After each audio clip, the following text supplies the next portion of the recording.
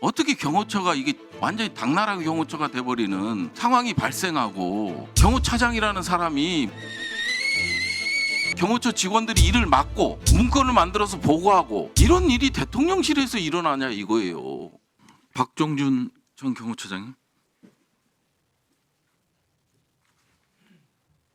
2025년 1월 7일 기억하실 겁니다. 1차 체포영장이 집행될 때. 기억하시죠? 1월 3일 1월 3일이요? 예, 집행될 때 당시 처장님께서 영장 집행 수사기관과 직접 부딪히면 공무집행 방해되니 일절 부딪히지 마라라는 지시를 내린 적이 있습니까?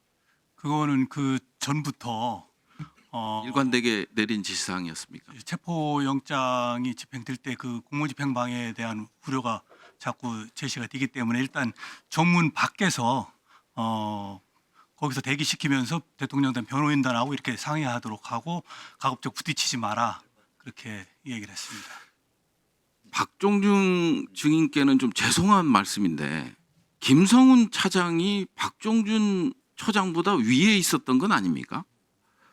상하가 바뀐 것 같은 느낌이 들어요. 그렇게 지시를 했는데도 불구하고 김성훈 차장은 무조건 막아. 그리고 윤석열과 시그널 문자가 공개됐어요.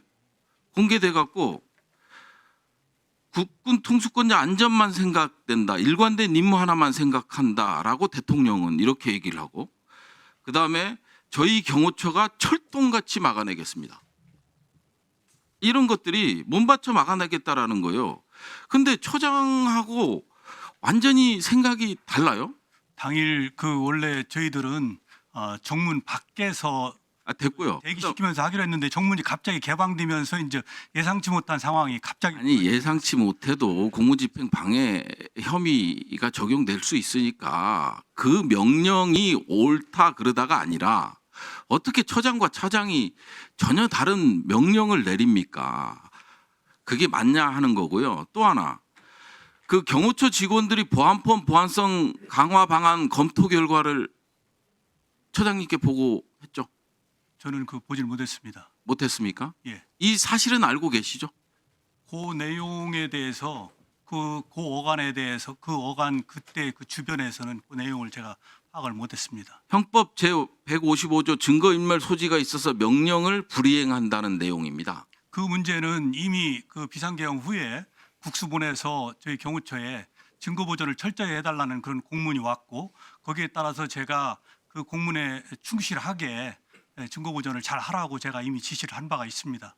그러니까 처장님 같은 경우는 어찌 됐든 그때 당시만 하더라도 경호처장이었잖아요. 네, 그렇습니다. 처장의 신분으로서 차장에게 휘둘려요. 이런 것들이 처장의 입장에서 봤을 때는 경호처 직원들의 안위부터 시작을 해서 공정한 법 집행 이런 것들이 있잖아요. 그런데 이제 증거 인멸을 시도해요.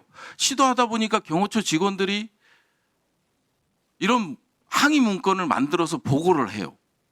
거기서 과연 처장님의 역할이 뭔지 제가 충분히 평상시에도 직원들에게 모든 업무 처리를 법과 원칙에 의해서 진행하도록 했고 이런 큰 비상경과 같은 큰 일이 있을 때에는 그 사후에 여러 가지 문제가 생길 수 있는 부분들을 좀 세세하게 잘 챙기라고 이야기를 했습니다. 아니 뭐 세세하게 챙기라고 말씀하시.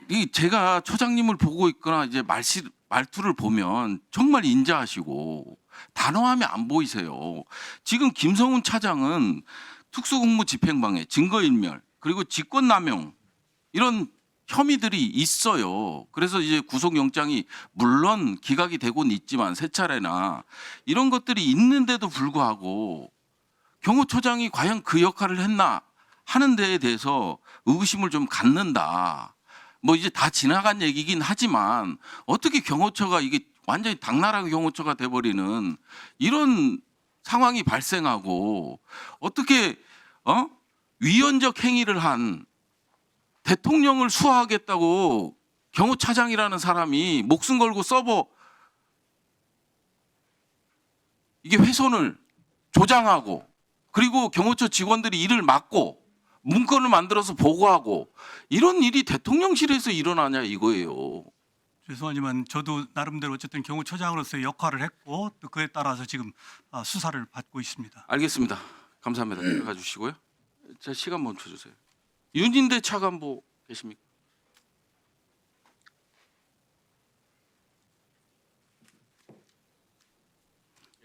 사실관계 좀 확인할게요. 예, 말씀하십시오. 12월 3일 날 21시 55분부터 22시 21시 55분부터 기재부 장관하고 같이 했습니까? 쭉?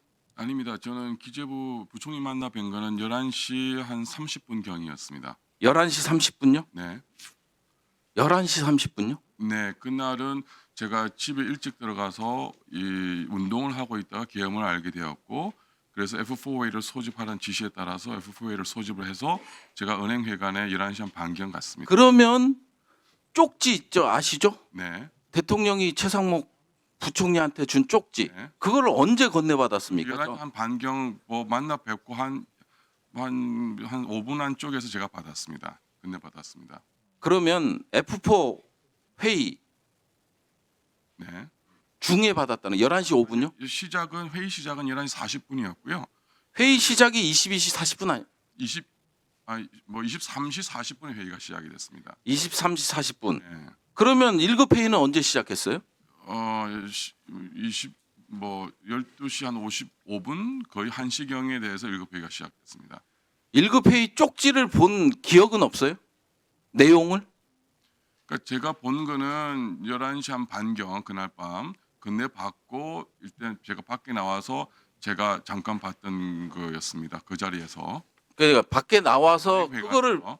접혀 있었잖아요. 예, 접힌 걸 제가 접힌 걸 주머니에 넣었다가 저는 이제 그날 이제 참석자 챙겨야 되기 때문에 밖에 나온 상태에서 잠깐 열어봤더니 이제 내용을 인지를 하고 그 쪽지를 인지하고 최상목 경제부총리한테 뭐라고 보고를 했습니까?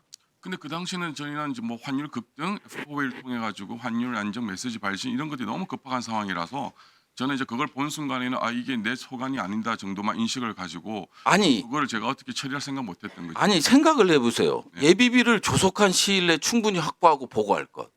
그 다음에 국회 관련 각종 보조금, 지원금, 각종 임금 등 현재 운영 중인 자금 포함 완전 차단할 것. 국가 비상 입학 네, 마무리해 주세요. 예. 국가 비상 입법 기구 관련 예산을 편성할 것. 차관보시잖아요. 네. 이런 쪽지 내용을 확인하고도 경제부총리한테 보고를 안 합니까? 아니요. 그 경제부총리가 혹시 다 알고 있는 내용 아니었어요? 다시 한번 말씀드리지만 제 담당은 아니었고요. 예비비 이런 부분들이 저는 그 당시 F4A에서 환율이 급등하는 상황이었고 긴급하게 또 윗분들 모셨기 때문에 자 그러면 얘는 가지고 최상목 있었습니다. 부총리는 윤석열 대통령한테 네. 옆에 실무자를 통해서 받았다고 했고 네. 윤석열은 쪽지를 준 적이 없다고 하는데 차관보께서는 들은 게 뭡니까? 이 쪽지 전달 과정에서 저는 누가 거짓말하는 겁니까? 그냥 들고 있으라는 말만 들었고 방금 의원님 말씀하신 내용은 저는 사후에 언론 보도를 통해서 알았습니다. 저 총리님께 딱 한 가지만 됐습니다. 한 가지만 여쭙겠습니다. 비상입법기구 설치와 관련돼서 총리의 입장에서 알고 계셨습니까 당시에? 전혀 몰랐습니다. 전혀 몰랐습니다. 알겠습니다.